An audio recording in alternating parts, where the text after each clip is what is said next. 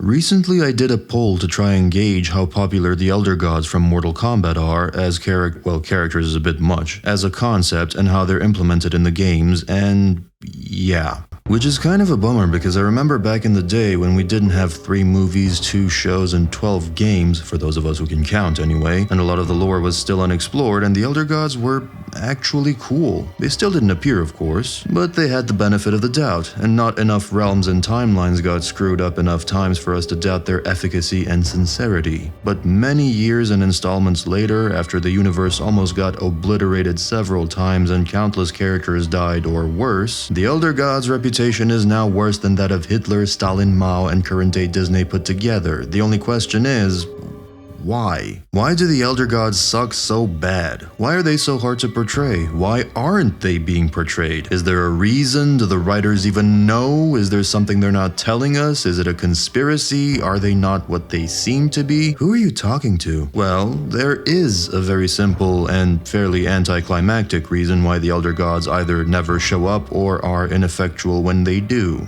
Because they're impossible to write. When you create such supreme beings and have them be morally forthright, you have no story because every single threat would be nullified before it starts. And while you can definitely play the no interference in mortal affairs unless absolutely necessary card, that argument stops working the moment you have a superpowered wrestler who almost conquered the realms, or an 8-foot dragon man trying to merge the realms, or an actual Elder God who wants to enslave the realms, possibly kill everyone, including the other Elder Gods themselves, and they still do nothing. So there has to be something sus about them by definition. Zuckerberg Luther had the right idea. God is all-powerful.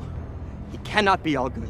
And if he is all good, then he cannot be all-powerful. This actually provides us with an opportunity to rule out everything that makes no sense about them and analyze what's left in order to come up with a viable explanation for the Elder Gods that justifies their behavior. And the above statement is a good place to start. They can be either good but not as powerful as they seem, or powerful but not as good as they seem. Either interpretation works, but personally I prefer to mix the two together. They're not as powerful as they seem, and they're not as good as they seem either. Shao Kahn was right. And honestly, the latter one is kind of implicit. If we go by the established lore, the Elder Gods created the Mortal Kombat tournament as a means to basically stop the realms from merging. Only to stop the realms from merging. That last part becomes painfully clearer as the games progress. Trillions of lives can be lost, so long as the realms stay separate. Not interfering in mortal affairs doesn't even come close to cutting it, especially when many of the beings that assault the realms are not even mortal to begin with. So the legendary callousness and non-interference of the Elder Gonks isn't about protecting the realms, it's about protecting themselves. Enter the One Being, the demiurge figure of the Mortal Kombat mythos.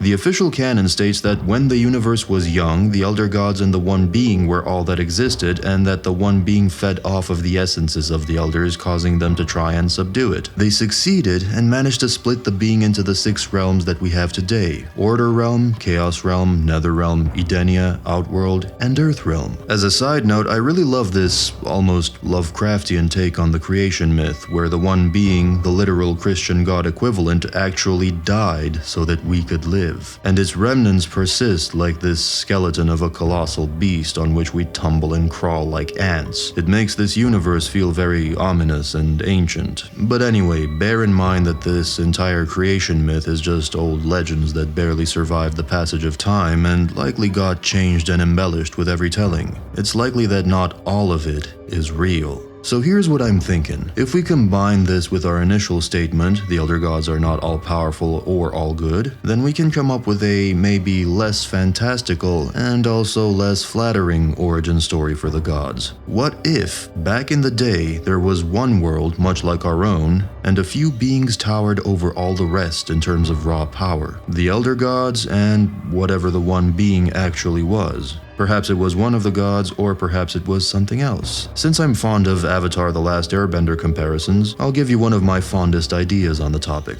What if the One Being was something like the Avatar from The Last Airbender, an incarnation of the world, the original realm made manifest, and who was connected to the world in more ways than one. What if those who would later call themselves Elder Gods unjustly killed the one being, ignorant of the consequences of murdering a being whose very existence is tied to the health of the land? Perhaps they had a squabble, perhaps they were jealous of the one being's power and felt threatened by it. Or perhaps they wanted to govern the world and the one being wouldn't let them. Whatever the case, the Elder Gods murdered this avatar of the world and broke him asunder, and the world fractured as well. The 6 realms were born, and with no one left to oppose them, the Elders were now free to play God. Now, if you're a fan of the Elders being good, this seems a bit harsh, but it's consistent with their actions, or lack thereof, throughout the course of the games. Sacrifice millions, don't get involved unless absolutely necessary, and work through various agents and lackeys who can keep order for them. And most importantly, stop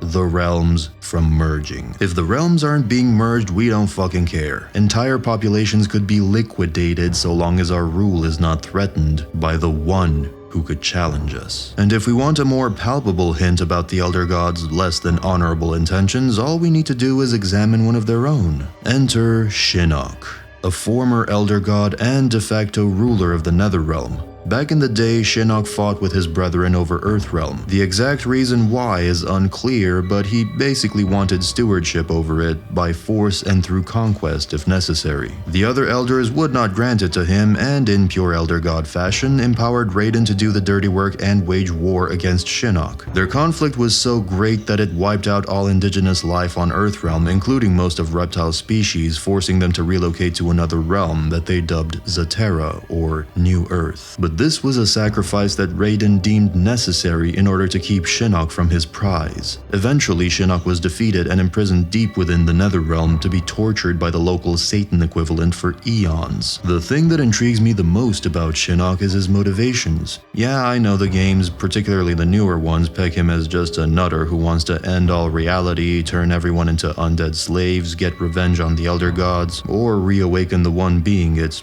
unclear which of those it is, because all of these decidedly conflicting goals are mentioned throughout MKX, in his ending, bio, in pre-fight banter, and in the story mode, so you can't really take any of it seriously. And sure, him being imprisoned and tortured for thousands of years could definitely have addled his mind to the point where he's just a bloodthirsty lunatic that wants to watch the cosmos burn. The problem with that from a writing perspective is that he just becomes another Shao Kahn, but without the flair. We know that the one being works through all of these people, tirelessly trying to manipulate them to merge the realm so he could awaken again. Be that as it may, the one being's motivations and Shinnok's motivations should be distinct from one another. And the key to Shinnok's motivations is Earthrealm itself. Why did he specifically want that realm? I think Shinnok wanted to take a more active role in keeping the realm separate, and knowing how hands-off the Elders are, content to just let things happen until realm mergers become a real possibility, Shinnok probably disagreed with that policy and wanted to govern Earthrealm himself the way he saw fit. The reason why he chose Earthrealm becomes clear later, since the other realms seem to lack both the strength and the desirability of it. Edenia goes on to be conquered repeatedly, the Netherrealm was untamable, and Order and Chaos Realm are likely easy pickings. Earthrealm is the final destination for all the would-be conquerors. It is the prize, the central piece to this merger puzzle, because even aesthetically speaking, it is the most diverse. Edenia is a garden world, the Netherrealm is a pit of fire and shadow and ash. All of the realms inherited just one specific aspect of the original, whereas Earthrealm is likely the biggest chunk and thus obviously the most desired. So in my own headcanon, Shinnok initially just wanted to safeguard Earthrealm.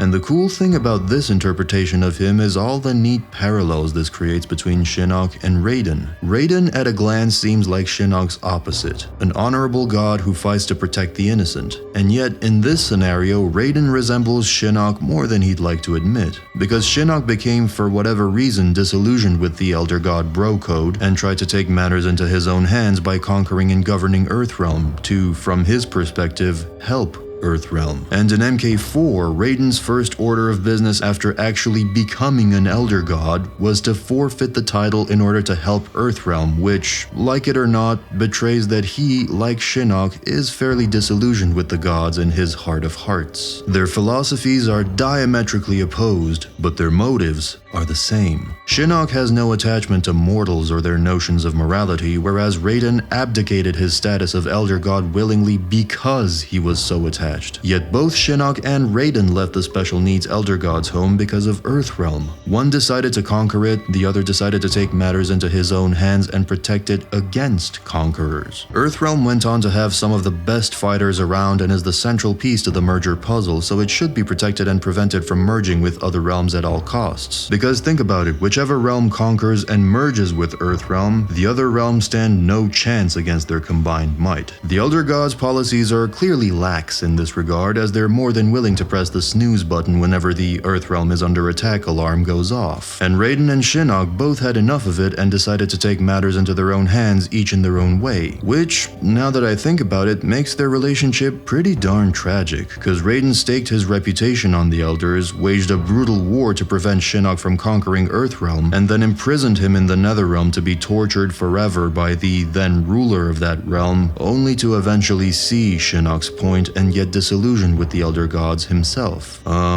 Oopsie. And it all comes back to the truth about the Elder Cunts. The fact that they are no more or less than a group of clever manipulators who manage to rule the realms from the shadows, Illuminati style, all while creating the reputation of all-powerful beings for themselves, which they are not. Even Raiden believed the ruse, yet the Elder Gods can be defeated and killed just like everyone else. How poetic would it be if in the final game, the final leg of this saga, we realize that the Elder Gods, the ones whom we thought created the tournament to safeguard the innocent, are actually the villains? And what if their own tournament ends up being used against them as past champions challenge them to mortal combat, severing their pernicious influence over the realms once and for all? And just to reiterate, this is all, of course, my own headcanon mixed with the actual canon. Once again, the actual explanation for the Elder Gods' incompetence is boringly simple. They are A, the result of constant minor retcons to the lore, because initially it was Shang Tsung's tournament, then it was the Elder Gods tournament. Why? To protect the realms. Why protect the realms with a tournament instead of just, protecting them? Why did Shinnok leave the Elders? I guess they don't actually exist. Oh, yes, they do. They appear in MK9 and then disappear again, so on and so forth. And B, by their very nature, they ruin the story. If the Elder Gods were indeed as powerful as the lore claims they are, then there would be no plot. They'd stifle any threat before it emerges. Nothing could challenge them. So that becomes a crutch that the writers have to keep writing around. Well, this is how I'd write through it, not around it. And of course, this is just one possible path. There are many ways to skin an Elder Cat, and if you'd like to hear a version of this where the Elder Gods are the actual good guys, then let me know with a like and I might explore that in another video. And feel free to drop your own ideas down in the comments. Cheers.